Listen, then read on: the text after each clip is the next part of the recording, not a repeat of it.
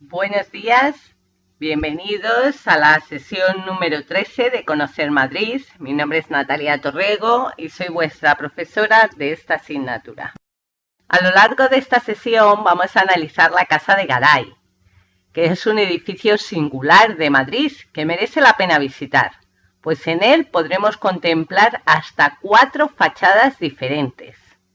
Es sabido por todos que el barrio de Chamberí destaca por sus elegantes edificios y sus majestuosos portales, pero la Casa de Garay es diferente al resto, tanto por su deslumbrante presencia como por la pequeña historia que encierra. Aquí abajo podéis visualizar una fotografía de la Casa de Garay, de una de sus fachadas. La Casa de Garay se sitúa en el número 42 de la calle Almagro y debe su nombre al propietario, que la mandó construir en 1914, Antonio Garay Vitórica. Este aristócrata, de origen vasco, encargó el proyecto de su casa al arquitecto Manuel María Smith e Ibarra, también vasco, que levantó la mansión siguiendo los cánones de la arquitectura regionalista. Y os preguntaréis qué es eso de arquitectura regionalista. A lo mejor alguno de vosotros lo sabréis, pero seguro que otros no. Pues bien, no es otra cosa que una corriente arquitectónica que aparece en España en un periodo que comprende finales del siglo XIX y comienzos del siglo XX. Corre pareja a otras corrientes historicistas en las que se emplea, a modo de recuerdo evocador, modelos arquitectónicos del pasado. Es decir, que la arquitectura regionalista es un tipo de arquitectura que se empezó a construir a finales del siglo XIX y principios del siglo XX con el objetivo de evocar modelos arquitectónicos del pasado. Por eso tiene, a pesar de ser de 1914, tiene este aspecto más antiguo, ¿verdad? Aquí podemos ver otra de las fachadas, quizás una de las fachadas más interesantes de esta Casa de Garay, por esos ventanales y esos arcos de medio punto. Entre finales del siglo XIX y principios del siglo XX, en Madrid se realizó un importante desarrollo del Paseo de la Castellana, construyéndose en torno a él solemnes edificaciones que daban lustre a los barrios más ricos de la capital, como Chamberí o el barrio de Salamanca. La Casa de Garay es un buen ejemplo de estos palacetes, y destaca por encima de casi todos debido a su especial belleza, con sus ventanales, el ladrillo visto en su zona superior y la decoración de sus 4 fachadas, con arcos de medio punto y diferentes motivos ornamentales. Aquí podemos observar una fotografía de una de las ventanas en las que vemos el arco de medio punto con 3 columnatas, haciendo referencia a esos arcos de la Grecia y la Roma clásica. Y todo ello labrado en su exterior por una moldura ornamental, donde podemos apreciar la maestría del escultor. Podemos decir que este palacete combina perfectamente la estética arquitectónica con la escultórica. Fijaros que cada columna está decorada de una manera diferente, las 2 laterales con rombos, mientras que la central tiene una decoración más suntuosa. Se construyó una moderna marquesina en la entrada al palacio para entrada de carruajes por el patio y el jardín, con columnas con capiteles de inspiración medieval en el zaguán. Vemos cómo hace inspiración de la arquitectura de la Edad Media. Una amplia escalera curva de 2 brazos conducía a los invitados al recibidor de la planta noble. En la puerta principal, de entrada al patio por la calle Almagro, el arquitecto Smith e Ibarra realizó en estilo ecléctico un gran ventanal con un parteluz, que es lo que podemos ver en esta fotografía de aquí, donde apoyan 2 pequeños arcos de medio punto de estilo plateresco. Lo podéis ver a mano derecha. Los fustes de las columnas laterales están decorados con forma de rombo y la columna central de palmetas. Vemos aquí la combinación de elementos ornamentales para dotar al edificio de una mayor estética, de una elegancia más cuidada. En la parte de abajo encontramos el gran escudo de los Garay con los dragones, antorchas y roleas. Es un escudo también con un virtuosismo escultórico digno de ver.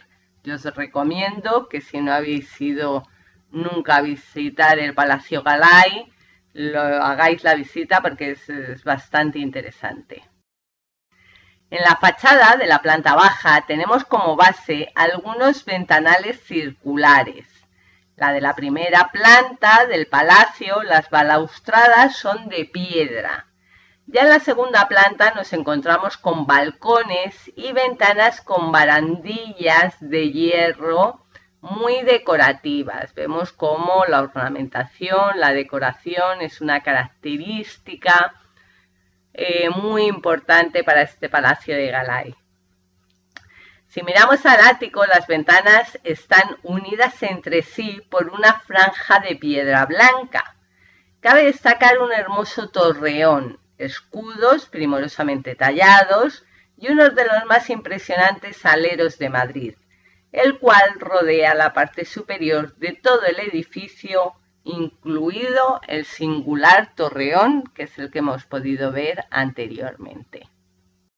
Podemos ver aquí, para que visualicéis este torreón, que quizás es lo más característico del palacio.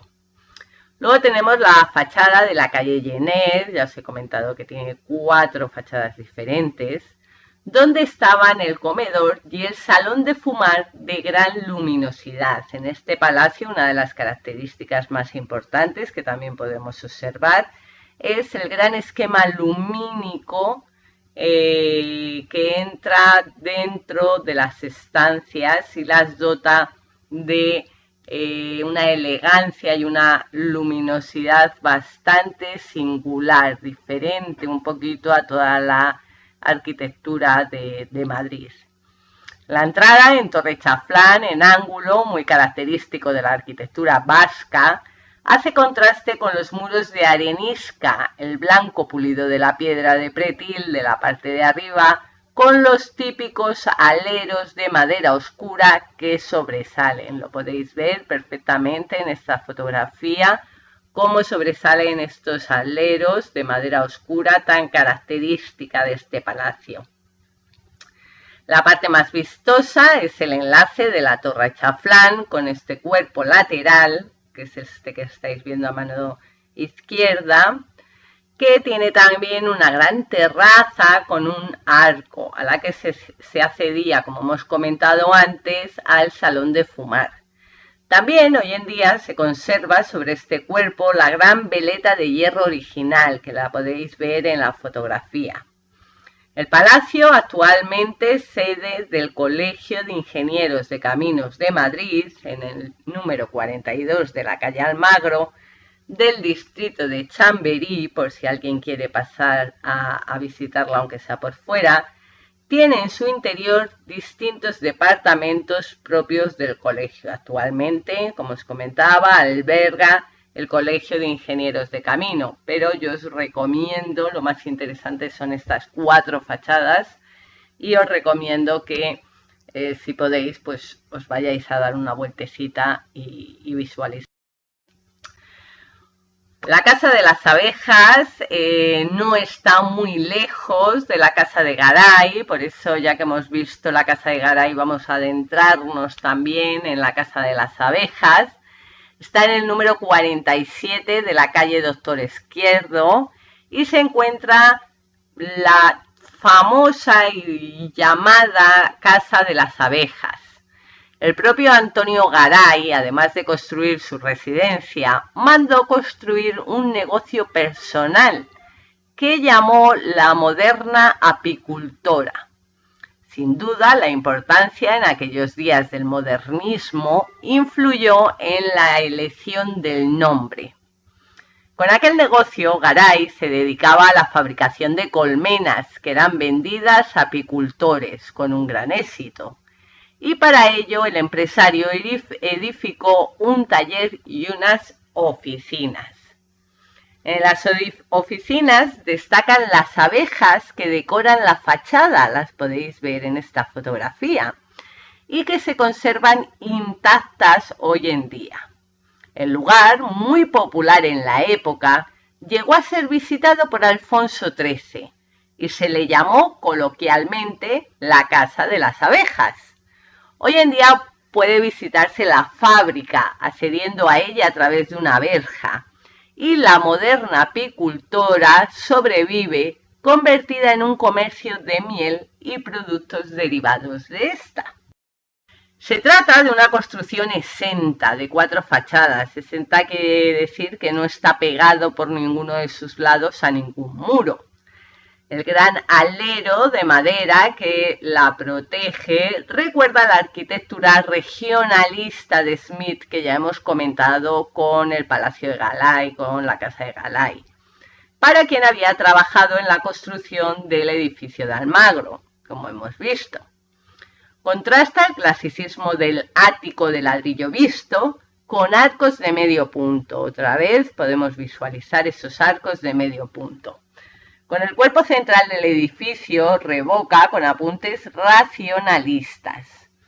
En el interior se conservan algunos elementos originales, como la portería o las puertas de madera, y otros más recientes que han intentado conservar el sabor de principios de siglo, haciendo referencia a esa arquitectura regionalista que hablábamos antes.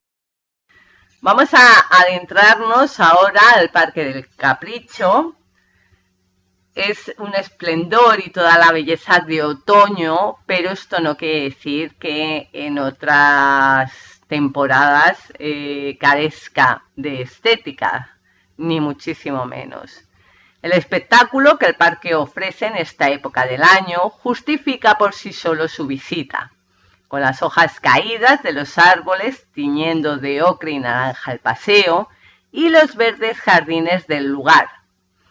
El Parque del Capricho se sitúa en el barrio de Alameda de Osuna, al noroeste de Madrid, al igual que ocurre con la Quinta de los Molinos o el Jardín de la Fuente del Berro. Este espacio verde es una de las joyas indiscutibles de la capital, un remanso de tranquilidad en armonía con un paisaje natural que cambia su color al paso de cada estación. Por eso os recomiendo que en otoño quizás tenga una estética más romántica, pero desde luego en primavera, incluso en invierno, si tenemos la suerte de que nieve, es un espectáculo visual. Fue en el año 1839 cuando el parque por fin se terminó de construir, más de 50 años después de que se proyectase. La duquesa de Osuna ideó este proyecto, pensado inicialmente como lugar de encuentro entre las personalidades más importantes de la época. Así era, pintores, escritores, pensadores, toreros e intelectuales hicieron de este parque su auténtico lugar de encuentro. La superficie total del Capricho es de 14 hectáreas y en el jardín podemos encontrar distintos estilos: jardín francés, paisaje inglés y giardino italiano. Yo personalmente lo recomiendo porque en un mismo parque podéis disfrutar de los distintos estilos. Además, se trata del único parque del romanticismo que tenemos en Madrid. Además de sus bonitos estanques, destaca un laberinto de laurel, que aún conserva la estructura exacta con la que se ideó en tiempos de la duquesa, un palacete en el que correspondía a los duques, un salón de baile y hasta una pequeña ermita. Asimismo, la Plaza de los Emperadores, la Plaza del Capricho o la Fuente de los Delfines son zonas y elementos muy característicos de este parque. Es decir, que el Parque del Capricho, no aparte de tener una maravillosa naturaleza, también podemos encontrar rincones con arquitectura que visionar. María Josefina Pimentel, duquesa de Osuna, casada con el 9º duque de Osuna, fue una de las damas más importantes de la nobleza de la época y mecenas de artistas. Esto es muy importante subrayar, mecenas de artistas, estaba muy interesada en el arte. En 1783 compró un terreno en las afueras de Madrid para construir una finca de recreo, como hemos visto anteriormente.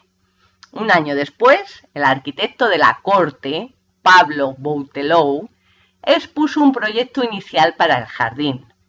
Como hemos comentado antes, empezó a construirse en 1787, pero no se terminó hasta 1839, es decir, 52 años más tarde.